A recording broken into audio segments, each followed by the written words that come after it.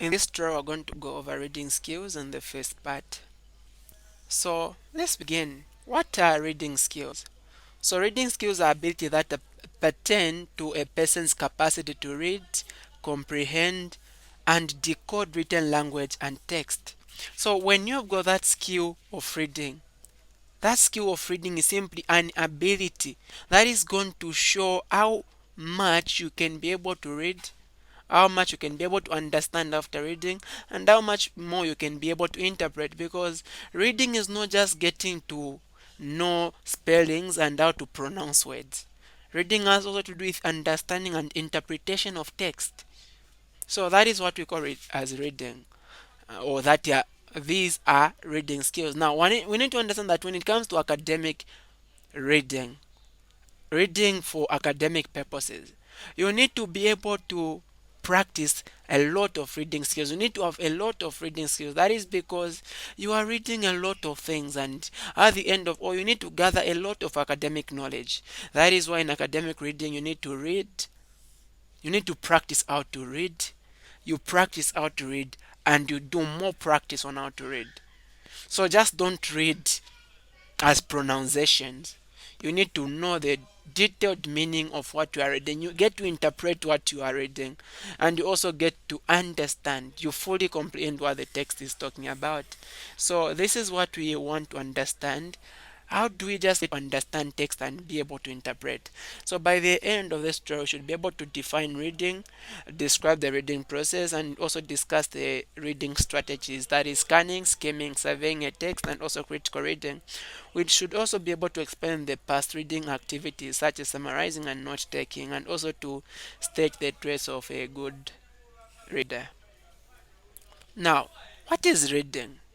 So reading is simply a useful, cognitive, or simply an intellectual, a useful intellectual definition of reading that we can talk about as for now is an interaction between the reader and the text. So how much more are you able to interact with the text that you are reading? Because you're not just reading for leisure. Remember, this is an academic reading. So you are reading to gain academic knowledge. So don't just read for leisure or just for pleasure. You are reading so that you gain knowledge at the end of it. So you need to be able to interact with what was in the mind of the author of that book, or the author of that text that you are getting to read. So the first keyword when it comes to understanding here is interactive. Now, before we even get to understand that word is, as we are talking about reading, we are saying it's interaction between the reader and the text, in which the readers are going to use first the knowledge which they already have to build, to create, and to construct meaning. So without knowledge, most of the times it becomes very difficult for you to understand new text. That is because most of the times we just get to build up on what you already have as we get to study, as we get to listen, as we get to read. So that knowledge what we already have, which we call schema, has to be built. And it's not really something that is very new. So the first keyword is interactive. So you are interacting with the text. What does that mean?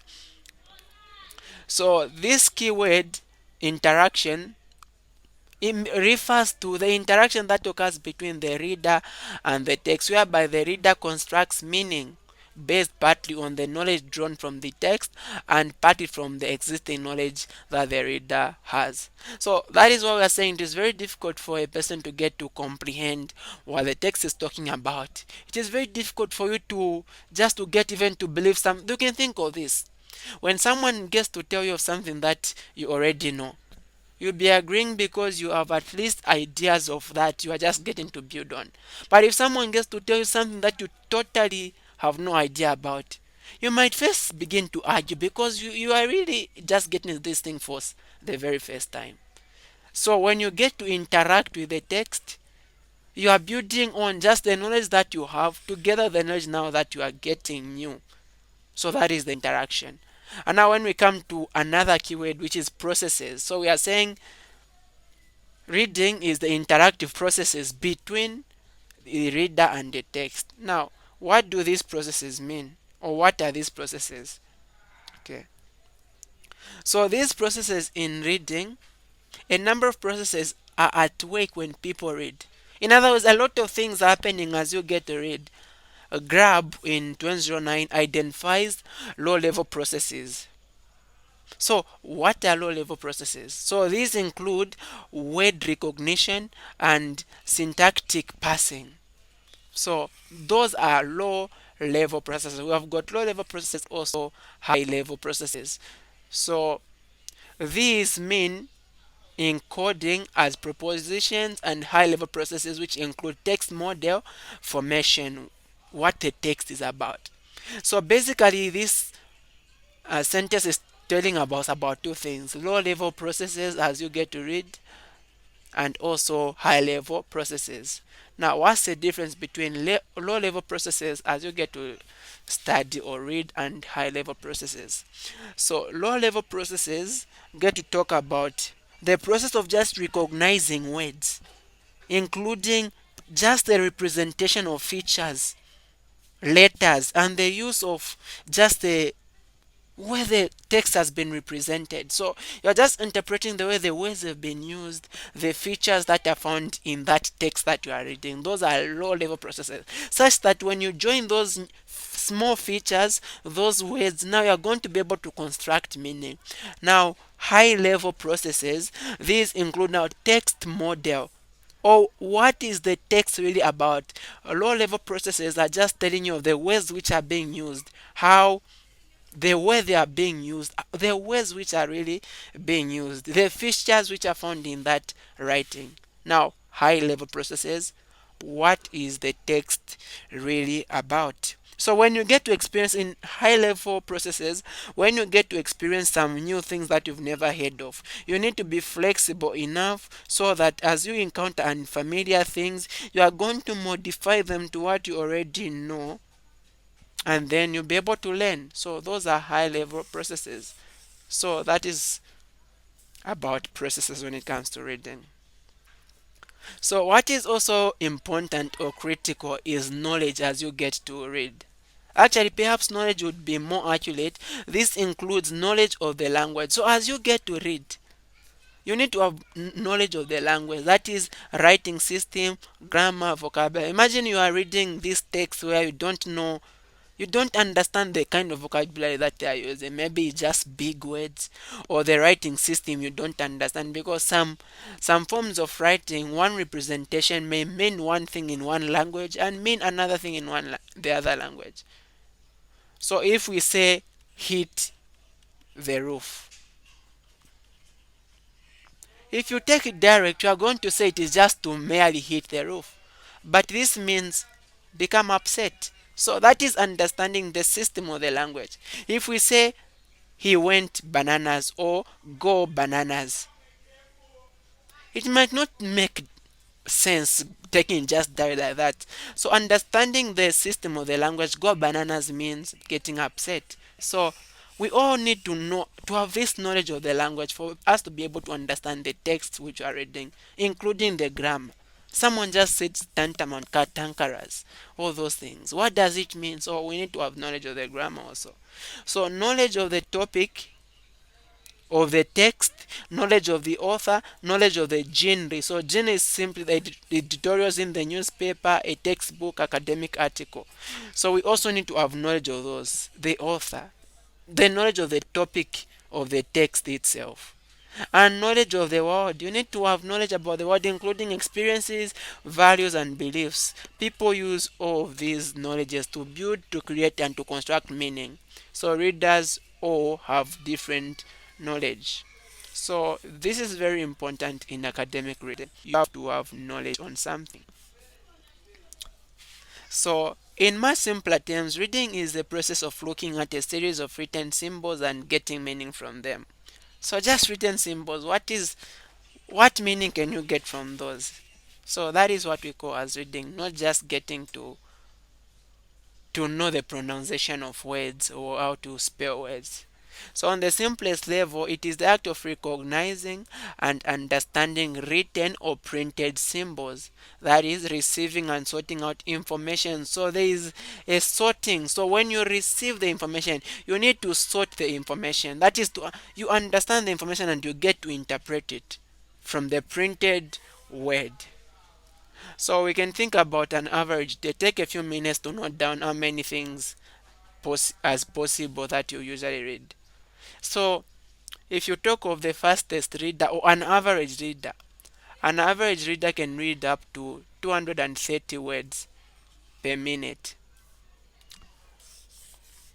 So at least in the USA, an average reader from research can do that.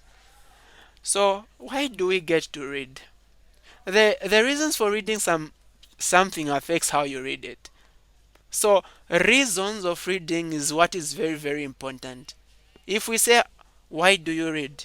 Well, different people would say a lot of different things. But that all depends on why are you reading. Because when you are reading a textbook, it will be very different from the way you are reading a newspaper. And that will be very different from the way you are going to be reading a novel. So depending with what you are reading, that is going to tell how you are going to read it. Some things have to be read so much carefully than other things. The way you read a textbook is not the same way that you read a newspaper. There are two different ways. Okay. So sometimes you can read things more quickly. You don't need to read every word really carefully. You may just read for pleasure. Something that you read for pleasure is a football report, an advert, a chapter of a story, a letter to a friend. Now imagine this is a letter from your boss. You can't read it that carelessly. You have to pay a little bit of attention because you know it's coming from someone who's very important. So let's get to understand the purpose of text. What is the purpose of text? So every text is written for a reason. For example, every text message you send has a purpose. Whether that is to let your mom know when you'll be home or to share a joke with a friend, everything has a purpose. Even a joke itself is a purpose. Okay, so that is very, very important. If someone sends you an invitation to a party, you need to be able to read so that perhaps you understand. They want you to know the time that you should be able to arrive and what the celebration is all about and maybe what to wear during that party. So that is why we need to get to read.